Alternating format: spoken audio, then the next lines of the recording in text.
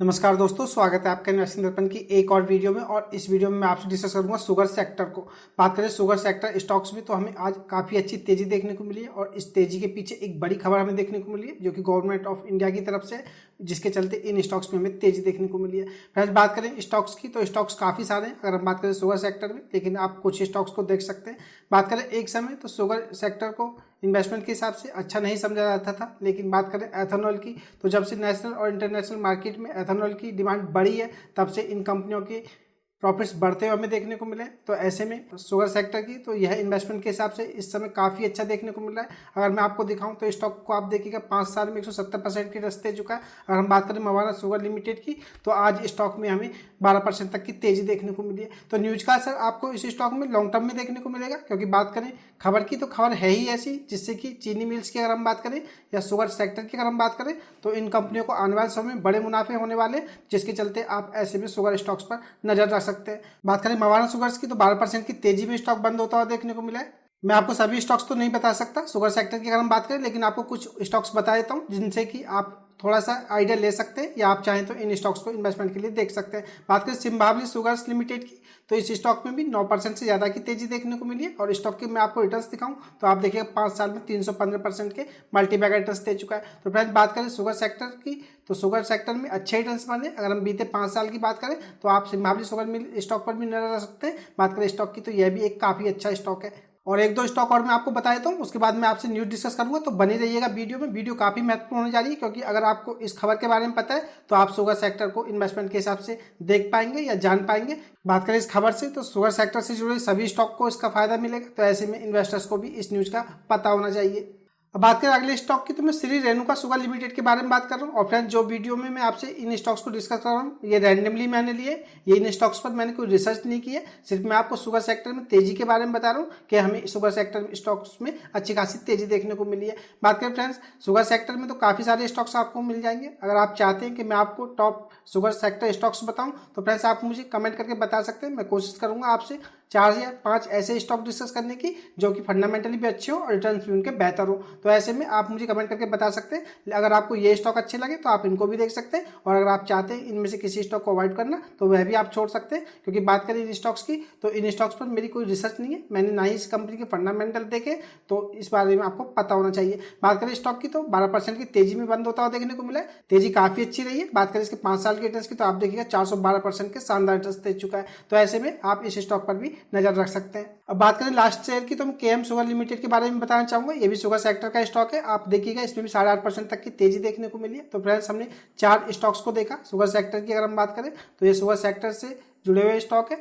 तो इन चारों स्टॉक में हमें अच्छी खासी तेजी देखने को मिली है, और इन स्टॉक्स में तेजी के पीछे हमें वही बड़ी न्यूज काम करती हुई देखने को मिली है। तो अब चलिए फटाफट इस खबर को देख लेते हैं। बात करें शुगर स्टॉक से जुड़ी न्यूज की तो न्यूज इस आर्टिकल के माध्यम से मैं आपसे डिस्कस करूंगा। इसमें लॉजिकली बताया गया है कि इन स्टॉक्स को क्यों फायदा होता है देखने को मिलेगा। तो आप इस आर्टिकल को अच्छी तरह से समझ लीजिएगा, जिससे कि आपको इस खबर के बारे में भी पूरी तरह से पता चल सके। तो बात करें 2024-25 सीजन के लिए तो जो कि एमएसपी यानी कि न्यूनतम बिक्री मूल्य है, इसमें बढ़ोतरी की उम्मीद के चलते हमें यह 13 जुलाई लिखा हुआ फ्रेंड्स, टाइपिंग मिस्टेक है। 13 जून को 13% तक की तेजी देखने को मिली है। बात करें वर्तमान में तो जो एमएसपी है हमें 31 रुपये प्रति किलोग्राम देखने को मिलता है। बात करें जबकि उद्योग इसे बढ़ाकर 41 रुपये प्रति किलोग्राम करने की मांग कर रहे हैं। तो फ्रेंड्स, आप समझ सकते हैं अगर हम बात करें एमएसपी की तो यह 31 रुपये पर हमें देखने को मिलता है, और चीनी उद्योग है इसे 41 रुपये कराना चाह रहे हैं। तो आप समझ सकते हैं इससे चीनी के जो दाम है वो बढ़ेंगे। तो एक तरह से कहा जाए तो इन्वेस्टर्स को स्टॉक्स में फायदा होगा। लेकिन बात करें उपभोक्ता को और ग्राहक को जो चीनी यूज करते हैं या कंजम करते हैं, तो फ्रेंड्स उनको हमें नुकसान होता हुआ देखने को मिलेगा, या कहें तो उनकी जेब पर हमें बोझ बढ़ता हुआ देखने को मिलेगा।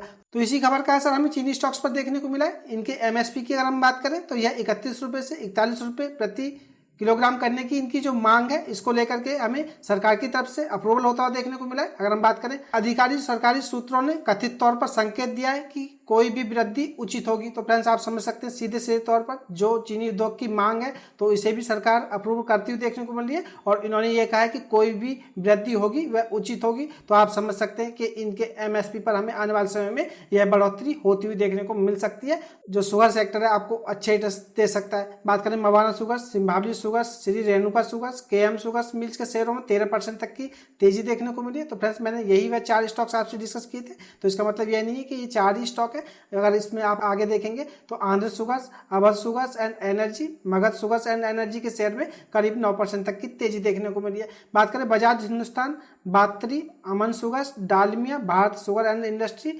DCM, Shriram industry, EIDP, Parry और धरनी शुगर्स एंड केमिकल्स के शेयरों में भी 10% तक की बढ़ोतरी के साथ कारोबार कर रहे थे। तो आप समझ सकते हैं हमें सभी स्टॉक्स में भारी तेजी देखने को मिली है, जिससे कि कहा जा सकता है कि यह खबर भी काफी धमाकेदार है, क्योंकि फ्रेंड्स सीधे 31 से 41 एमएसपी में जाता हुआ देखने को मिलेगा। तो आप समझ सकते हैं कि चीनी स्टॉक्स को इससे कितना बड़ा फायदा हमें होता हुआ देखने को मिलेगा। और भी इस वीडियो में हम लॉजिकली देखेंगे कि क्यों इन स्टॉक्स में हमें तेजी देखने को मिल रही है, इसके पीछे या इन कंपनियों को क्या फायदा हमें होता हुआ देखने को मिलेगा। तो बने रहिएगा वीडियो में। अब बात करें इस आर्टिकल को तो फटाफट देख लेते हैं कि हमें और आगे क्या देखने को मिल रहा है। बात करें राणा शुगर्स मिल, बलरामपुर चीनी मिल्स, धामपुर शुगर मिल्स और त्रिवेणी इंजीनियरिंग एंड इंडस्ट्री के शेयर में 3 से 4% तक की बढ़ोतरी देखने को मिली।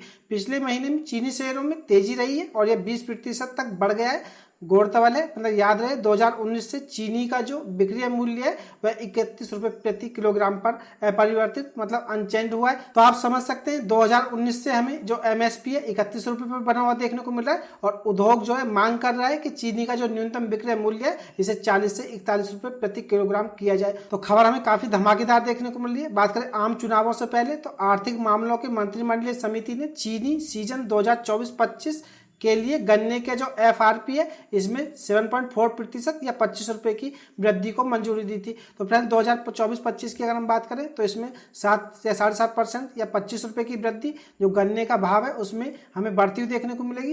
अगर हम बात करें बेसलाइन रिकवरी की तो इसमें बताया गया कि जो 340 रुपए प्रति क्विंटल जो गन्ने का भाव है, अगर हम इसकी बेसलाइन रिकवरी दर देखें तो यह 10.25 थी। तो यह भी आपको पता होना चाहिए। बात करें श्रीलंका शुगर के तो अतुल चतुर्वेदी ने क्या कहा है यह भी जानने वाली बात है। बात करें चीनी के जो एमएसपी है इसमें बढ़ोतरी के अलावा उद्योग अगले सीजन में एथेनॉल की कीमतों में भी बढ़ोतरी का इंतजार कर रहे हैं। तो फ्रेंड्स यह है चीनी स्टॉक्स के लिए और सोने पे सुहागे वाली बात है कि चीनी के दामों में तो ये बढ़ोतरी की मांग कर ही रहे, आगे आने वाले समय में ये एथेनॉल के प्राइसों में भी बढ़ोतरी का इंतजार कर रहे हैं, क्योंकि इस सीजन के लिए एफआरपी की घोषणा पहले ही हो चुकी है। तो फ्रेंड्स आप समझ सकते हैं अगर हम बात करें एथेनॉल की तो एथेनॉल को जैसे कि मैं आपको बता चुका हूँ नेशनल और इंटरनेशनल मार्केट में इस समय काफ़ी डिमांड है और यह काफ़ी हाई प्राइस पर बिक रहा है। तो ऐसे में अगर हम बात करें चीनी कंपनियों की तो इन्होंने एथेनॉल से भी तगड़ी कमाई करनी शुरू कर दी है और इसकी कीमतों में भी ये बढ़ोतरी का इंतजार कर रहे हैं। तो ये बात भी आपको पता होना चाहिए। और मैं आपको थोड़ा सा और बताना चाहूंगा अगर हम बात करें संबंधित समाचार में तो पेट्रोलियम और प्राकृतिक गैस मंत्रालय ने